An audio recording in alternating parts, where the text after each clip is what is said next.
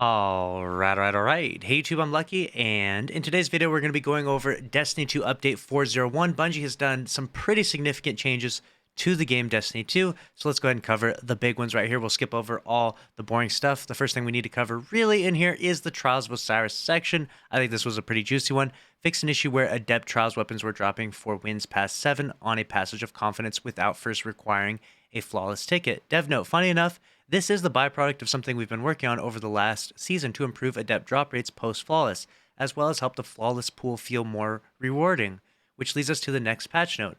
Once players have gone flawless in a given week, they now have a chance of earning Adept weapon drops on any Trials ticket that has earned 7 or more wins while the flawless pool is active, regardless of loss counts. This will reset weekly. So, should be able to get flawless loot significantly at a much more significant rate now because of those changes, so that's actually pretty exciting. Next up, we'll go and look at the Sandbox section because there's some pretty juicy stuff in here. Okay, we have fixed an issue where the Eyes of Tomorrow rocket launcher was not tracking as intended and would sometimes kill the wielder. So with those adjustments, might actually have to give some DPS tests to Eyes of Tomorrow, see how it's doing at this point in time. We also got a big buff to the damage perk Bait and Switch. It was a 20% damage buff. It's now been increased to 35%, so might actually be viable in certain situations and certain encounters. Next up, we'll go down to the weapon crafting section. We have enhanced chain reaction and enhanced field prep to provide benefits to more archetypes. That seems pretty interesting to me. Then we'll go on to armor. We have gigantic nerf to 1-2 punch, which has been the Omega DPS strategy for a while now. Made adjustments to the physical melee scaler on Worm God and 1-2 punch to prevent high damage output.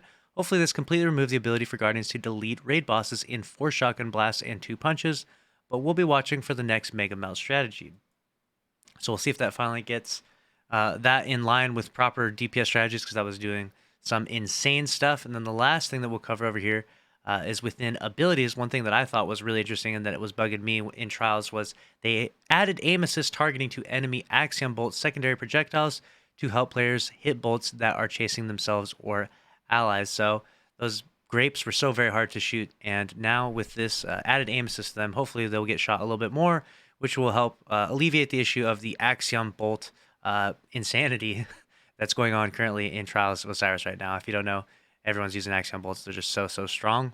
So that's pretty much a wrap for all of the updates that I found big and noticeable from this huge hotfix. Let me know your thoughts down below about all of these changes, and make sure to subscribe with notifications on if you did enjoy. Smash the like button. I'll see you in the next one.